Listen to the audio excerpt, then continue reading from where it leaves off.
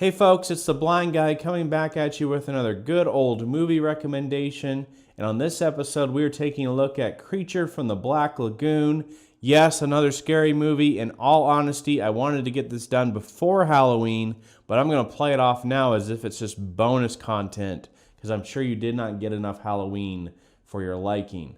So, 1954's Creature from the Black Lagoon, directed by Jack Arnold, starring Richard Carlson and Julia Adams.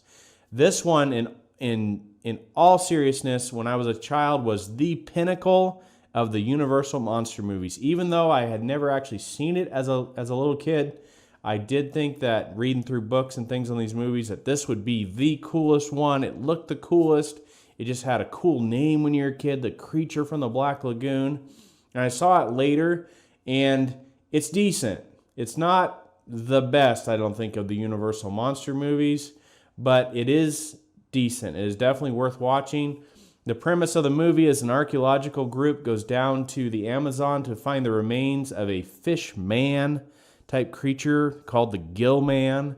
That's apparently from the Devonian period or something like that. And they can't find the remains, and so as they go into the Black Lagoon to try to find the remains, because they think they've been washed into this Black Lagoon area that has a reputation for not letting anybody return, they begin to be stalked by this creature that lives in the water and can also get out of the water and hop on their boat, and he looks pretty creepy and has big claws. And it's interesting because this almost seems like the premise to Congo, if you read the Michael Crichton book, and I wonder if he was inspired by this movie because they seem very similar premise-wise. Is it an amazing, intricate story with tons of character development? No. It's a monster movie, but it is well done in the fact that it has very good atmosphere, it has very good creepiness to it, and the technical achievements in this movie are amazing. So let's look at the atmosphere first. It seems like you're in the Amazon in this movie. They did a really good job with that, even though it was never filmed in the Amazon. And it just has this darkness to it and this mysteriousness to it of exploring these areas that they've never been to. And then the creepiness element is they've set up some scenes, especially like the lantern scene, and when Julia Adams' character is first swimming in the water. There's some scenes that are set up that are super creepy. And I just think they're so well done.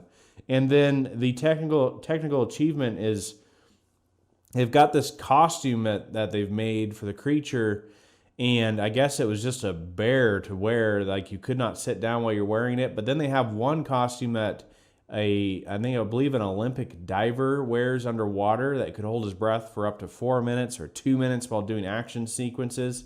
And when you think about being able to swim in that costume with the mask on and everything, is just so incredible, especially for a 1950s movie. So it is excellent in those regards. Some minor things I have against it is the musical score is very over the top. Every time you see the creature, it's like horns and just menacing.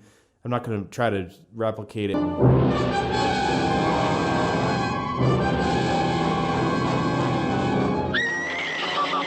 But if you were listening to this thing in headphones, it would really bother you because it's just so loud every time it shows the creeper. The creeper. The creature. And I think it would have been better doing a more eerie, creepy type score, but they just didn't really do that as much in the 50s. So if it were done today, I think they would take that approach with it.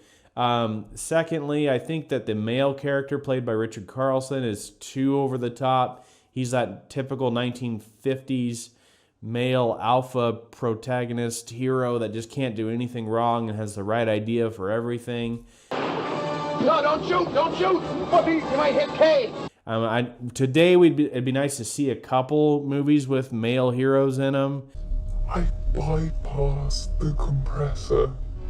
But back then, they were just a little over the top. So whatever the male equivalency is to a Mary Sue, I put that in the comments because I don't know what that's called. But maybe it's a Richard Carlson, but that's what this is he's just a little over the top.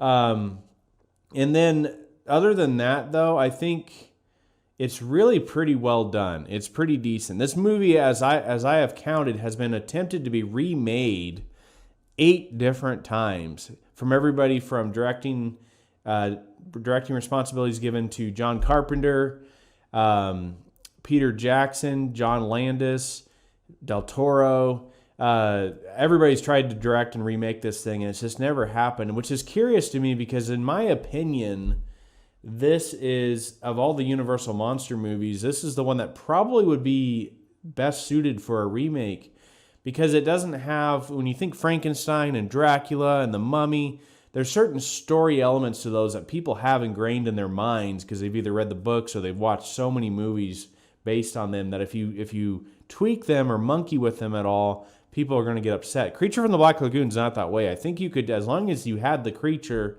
and you kept the eeriness factor, I think it would be easy to remake it and change the story however you wanted.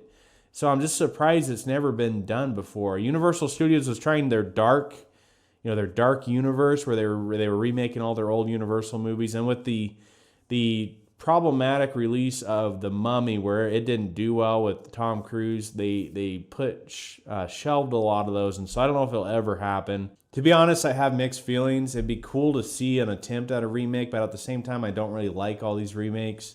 So this is a good enough movie that if it stands alone, I'm happy. It actually has 2 sequels. I've never seen them before, but maybe I'll check them out for you guys. But this is a good one. I think you guys should see it. It scores a 6.9 on IMDb. I think it's better than that. I'd give it a 7.2 range, which means you should watch it, but maybe not necessarily own it unless you're into these old horror movies. But it's just, I like it. I do enjoy this movie. I watch it whenever it's on, and I think you guys should check it out. Turner Classic Movies has been showing it, so I'm sure you can catch it on demand. If you want to watch it on Amazon, I've got the link in the description. If you want to support the channel, I've got our Venmo in the description. You can send us a donation or make a suggestion for a future video in the comment section of your donation.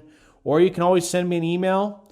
That is also in the description. Our subscriptions are going up very rapidly, especially for our channel. I'm excited that we can do old movie reviews and what we do here and have people actually watching them. So that's very encouraging. And so I'll see you guys on the next episode of A Blind Guy's View. Laters on the Menjay. Laters on the Menjay.